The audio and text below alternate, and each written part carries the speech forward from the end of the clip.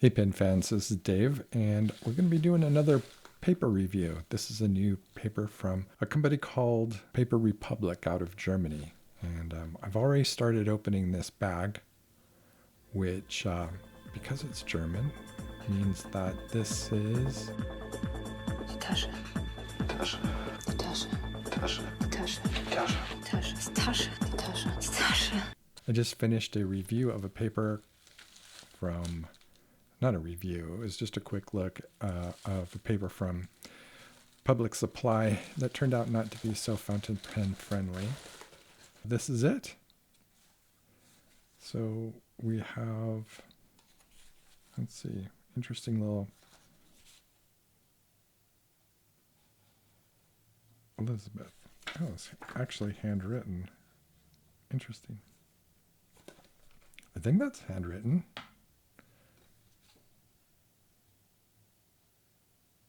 Sure looks like it. But it also looks like a ballpoint.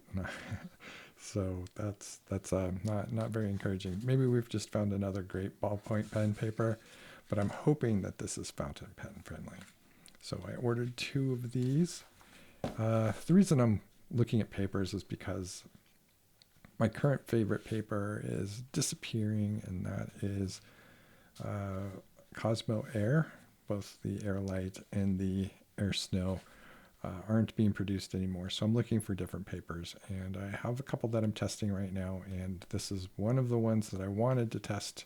So I purchased some of this. It comes in this nice cream color. Don't believe it has a white. These are both cream. This one's blank, and I think this one is blank too. But they do have other patterns like dot patterns and ruled. So let's give it a shot and see how it works. If this works out well, I'll be purchasing some more. So the fountain pen we'll be using is this Edison Jameson, which is currently under a long-term review, and it's been behaving wonderfully. It also has a number 8 size nib. Look at that. All right, let's give this a shot. Do a little bit of testing. Try the back page here. 50 sheets in these booklets. They do come in some other formats. Okay, so the ink I'm using is Waterman Intense Black.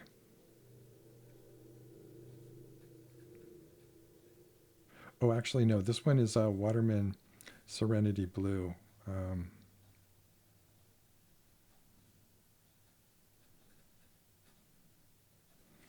This is the one I'm using for my plotter journal, and another German pen, by the way. I think we'll try both of them.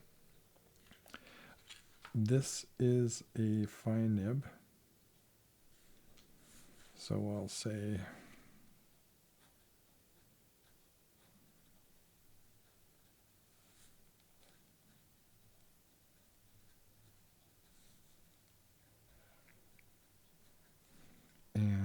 we'll do a little bit of some line testing here. Do a little bit of a saturated block. Okay. So a German paper with a German pen. And this is the Lemmy Dialogue.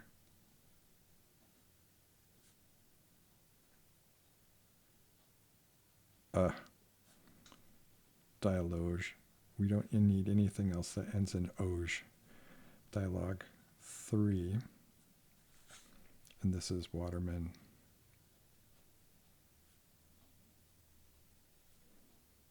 Intense Black. Oh my lord.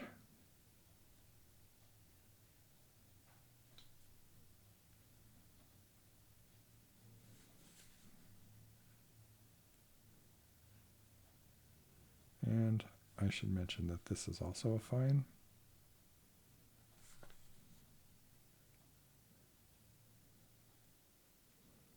And I should also mention that this paper weight is 80 GSM.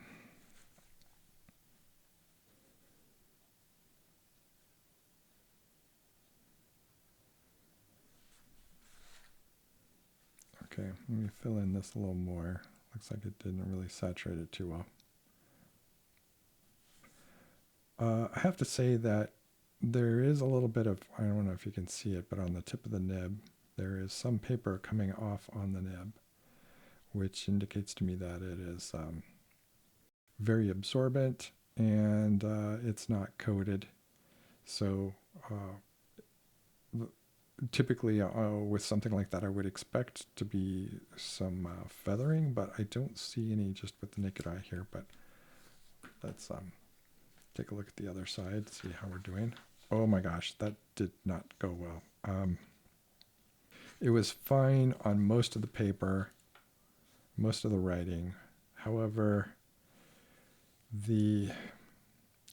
where it was saturated, and if I didn't have a fine nib, if I was using a medium or a broad, I'm sure this would show up more often. So I think what's happening is the paper is absorbing most of the ink, and it's not giving it a chance to dry either. This is a quick drying ink. It should have been completely dry in about 15 seconds, but it looks like it's still not. In fact, let's give it a shot here. Okay, we didn't get any. Oh, we did get some more up here. I don't know if you can see that, but there's some blue from the saturated area. So I think this is just absorbing the ink like a sponge would, and then when I push it down, it's depositing it like a sponge would. It's not really allowing the pen to sit on top of the paper and dry as a fountain pen friendly paper would. I don't see any sheen, and typically there is a little bit of a sheen on the Serenity Blue, or red sheen, but it's completely flat. And also it's an 80 GSM paper, but I see a significant amount of show through. So although I like the feel of the paper, and I think the color is just great, it strikes a great balance between cream and white, bright white. I don't think I would use this as a fountain pen friendly paper. Well, I'm going to use the same rating system here, but also include spread, which I didn't have before. So the bleed,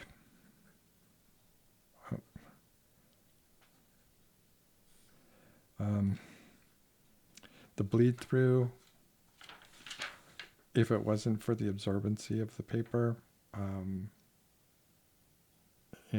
would guess it would do pretty poorly, but I'm going to put this at a 3 because of the absorbency of the paper. It is preventing it from bleeding through a whole lot, but once it does, it just rushes out. I mean, it goes straight through to the next page.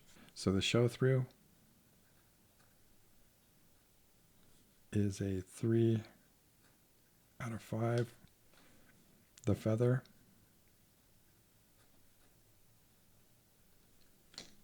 and let's just double check here. It is doing really good. So feathering, I'd put 5 out of 5, as 5 being good. Okay, and then toothiness, I'm going to give this a 3 out of 5. I actually do 3.5 out of 5. I do like the way it feels. It's just the fact that it's collecting on the nib, and it collected on this nib as well as this nib. I had to clean them both off during the test that you just saw. And then the spread, I'm going to give this a 2 out of 5. This is definitely wider than this nib should be, and wider than this nib should be. So overall, for fountain pen users, I would give this a 2.5 to a 3 out of 5. I'm not doing any math here. I'm just like, overall, that's my feeling on this. By way of comparison, I'm going to show you what Rhodia line width would look like.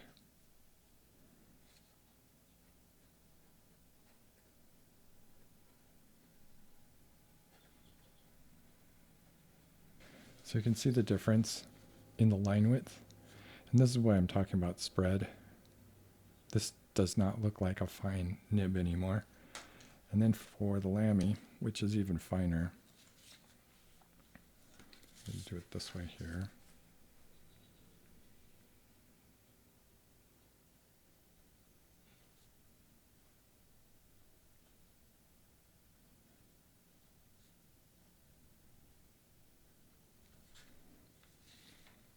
You can see a marked difference in the line widths with the Rhodia paper. So yeah, I'm sorry, but this is not a great paper for fountain pen users.